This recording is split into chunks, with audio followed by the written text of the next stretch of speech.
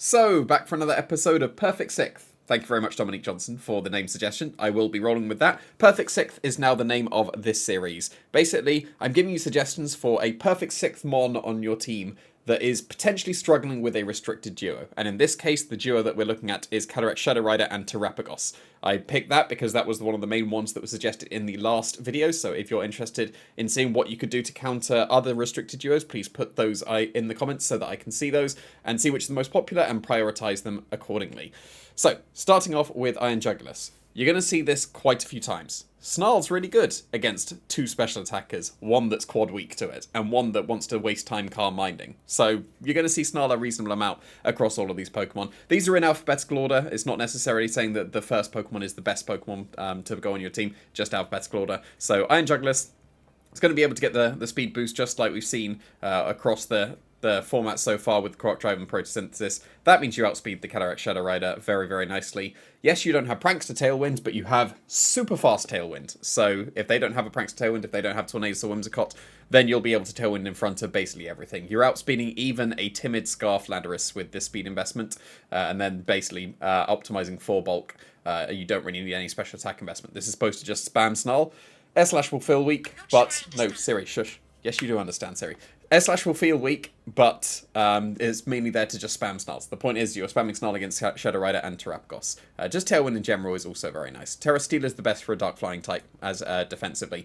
But yeah, just spam Snarl. That'll be coming up quite a few times. Kingambit has been really good in previous regulations where there hasn't been restricted. But this is very good against Terapagos and Shadow Rider, mainly because, well, any Dark type is good against Shadow Rider because it resists both of its stab attacks. But then Terapagos, if it doesn't Terra, is going for a normal Terra Starstorm. And with your Steel typing as well, you're going to be able to shrug that off very, very nicely. You're going to be able to hit it super effectively with a low kick. If it has Terrastalize, make sure you don't low kick it before it's Terrastalized because it's a lot lighter when it has not Terrastalized. But when it does, it's actually quite strong. And then obviously you've got your normal stabs. You could have Assurance over Kowtow Cleave. That is entirely reasonable on a Kingambit as well, especially because I recommend you going min speed because it will help against Ice Riders as well. Obviously this is to help against Shadow Riders and Terapagos, but ideally the Pokemon you got on your team can be good again in other matchups as well. So min speed so that you're at least at worst speed time with opposing Cataracts so that you can take advantage of their Trick Room if they do want to be going for that. Terra Duck to just get the most amount of damage available from Kingambit. We've seen that across previous regulations. There's no reason why Terra Dark wouldn't be very good as well. This is another Dark Flying type that wants to spam Snarl against Terapagos and Shadow Rider. It's a Pokemon that's actually pretty reasonable in the double restricted formats. If you weren't around before the 8th generation, this actually got second place at second place at LAIC in a double restricted format. So Mandibuzz is entirely reasonable in that regard, facing down the restricted legendaries. We've seen that before. It got top 8 in the UK Nationals in 2016. Again, a double restricted format. So yeah, don't write it off, Mandibuzz. It is absolutely viable in the double restricted format. Well, enough speed to outspeed a Shadow Rider in Tailwind. You want to be spamming Snarl, like I've said. Foul Play is because you just don't have offenses, so you need to make use of Foul Play to be able to do the damage. And then just the last one, Roost, to give it longevity. With the Rocky Helmet, you're going to be able to start adding a lot of chip damage on the opposing side of the field. I've already said Terra Steel is the best for a Dark Flying type, unless you just want to be doing as much damage as possible. Here's a Moltres Galarian form. And look at that, it's 4 Dark moves. Those are the best 4 Dark moves. This is one of the best counters in regards to it just won't take damage, because Moltres has really high special defense, and because you're making use of things like Foul Play and Snarl, and Sucker Punch to an extent, you don't really need to invest in your offenses. Yes, Berserk will activate and give you a reasonable amount of offense with Fiery Wrath, but the main offense you're going to be going for is Foul Play. Snarl is, I've already mentioned, I don't think I need to mention why Snarl's good again in this video, you know. But Sucker Punch, with that attack investment, and that's the reason why this is sassy and not calm, with that attack investment, you've got a 93% chance to KO a Shadow Rider if it has no bulk at all. Obviously, there's a lot of them that are going to be Focus Sashes, but if you've even just chipped it a tiny bit, then suddenly it's in range of Sucker Punch. And if they're maybe like a Choice Specs or a Life Orb variant, then they are pinned by the Sucker Punch very, very nicely. And if you're going calm, then you might Sucker Punch them, and even with a quad weak hit, you might not KO them. So I would recommend sacrificing the speed, because you don't really want to be sacrificing much else. Maybe you sacrifice some special attack, and then you just have a different move over Fire Wrath. Maybe U-turn over Fire Wrath, and then going with careful instead would be very reasonable if you need the speed. But yeah, I would recommend just having that little bit of attack, because then Sucker Punch is actually quite nice. You could fit Air Slash somewhere. I'd probably have it over Fire Wrath or Sucker Punch, and then obviously if you don't have Sucker Punch, then you can go with Calm as well. But I think the pin into opposing Shadow Riders is worth having that move, even if it is the tiniest bit of chip damage into other Pokemon. Even just sometimes other Focus Sash Pokemon. You brought them down to the Focus Sash, and now they're pinned because you are in Sucker Punch range.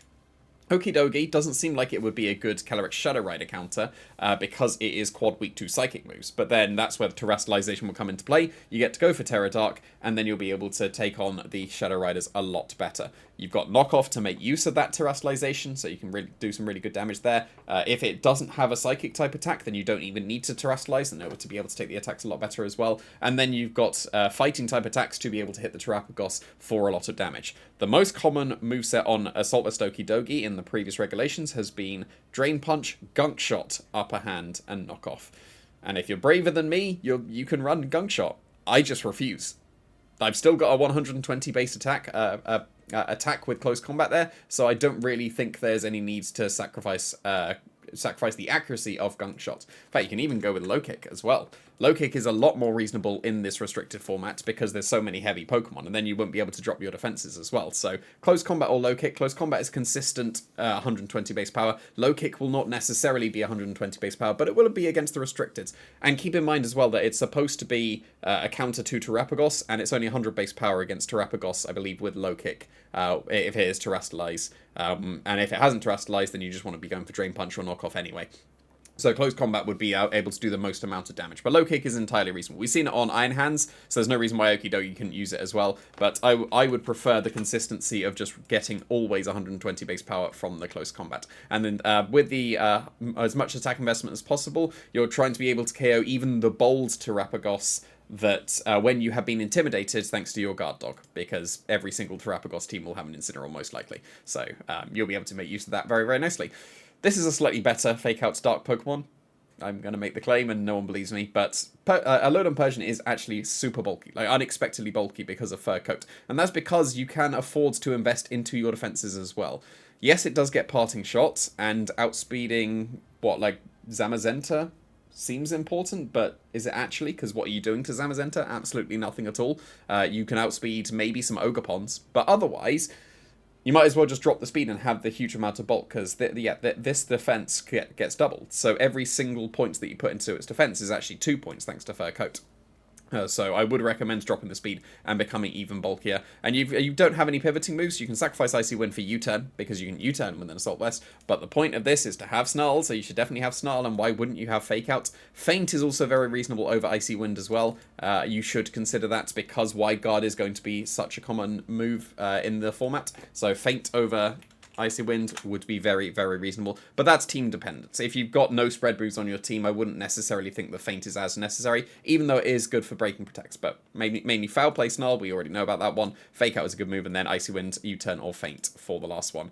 Sneasler is like Okidogi in that, well, it's weak to Psychic, so surely it's not very good against the opposing Shadow Rider. But same logic, Terra Dark, and then you'll be able to make use of your Throat Chop that is now Stab, and be able to Oko it. And then if it goes for its Terastallization into either normal, so that it is immune to opposing Shadow Riders, or if it goes for Fairy, then Diaclaw is able to hit it as well. So Sneasler is still a very viable Pokemon in the format. Even though it was mainly just for Regulation H that it was super busted, it is still absolutely worthy in this format as well.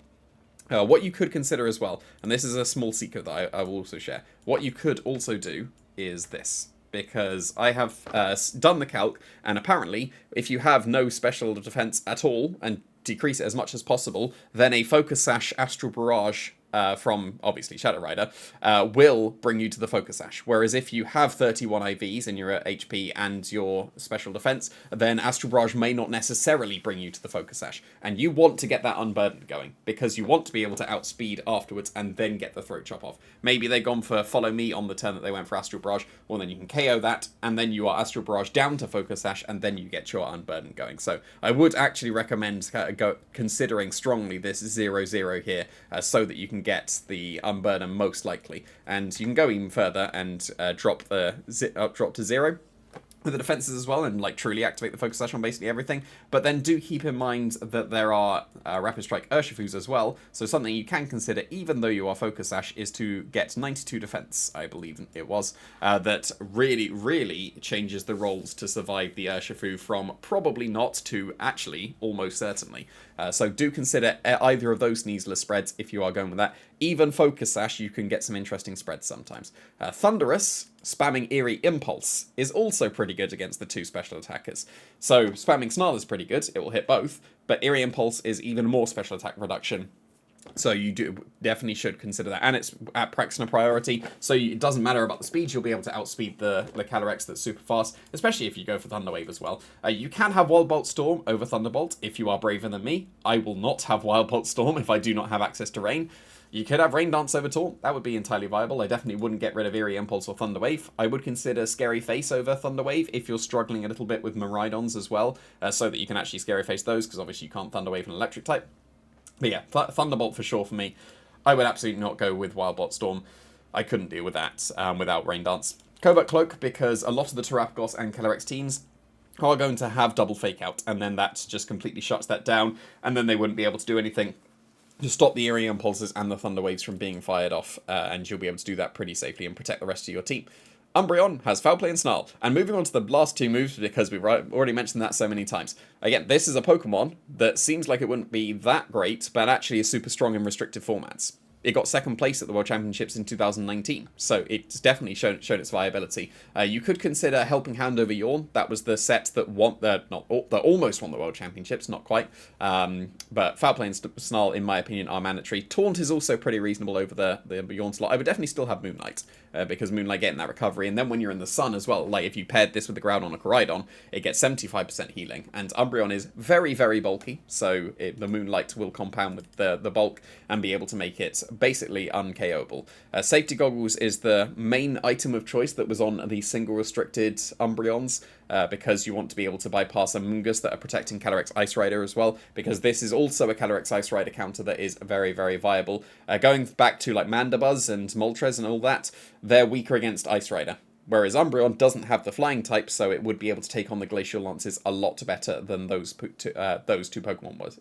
Three Pokemon. There were three Dark Flyers, because I had Jugulis as well. So, yeah, if you're struggling more with Ice Rider as well as Terapagos and Shadow Rider, then consider Umbreon slightly more than the other ones. And then last one, just a unique Scarfer, because a fighting type is always going to be good against Terapagos, but then this does have access to knockoff, so would be able to threaten the one-hit knockout onto opposing Shadow Rider, and it would be able to get the Scarf Tailwind to put your team faster than the opposing Shadow Rider. So, there's a few Scarf Pokemon that are pretty viable in the format. This is fine. This, if you're struggling with the Terapagos and the Calyrex, then you should consider this, because it's able to hit both of them. And the Terastallization, I just went for Stellar, because who knows which one you're going to be locking into. If you have Flying and you're going for close combat most of the time, then it's kind of a wasted Terra, whereas Terastallization for the Stellar type, you'd be able to make use of it for all of them. So, those are all the niche counters that I have thought of for Calyrex, Shadow Rider, and Terapagos, like I mentioned at the beginning of the video. Put in the comments the restricted duo you would want me to see next. Also, I will just say I've activated membership now, so if you do want to support what I'm doing with these guides and any of my future work, then do consider that as well. What is it? Subscribe and like. I think I'm going to trigger some people by saying it that way around, so please do subscribe and like.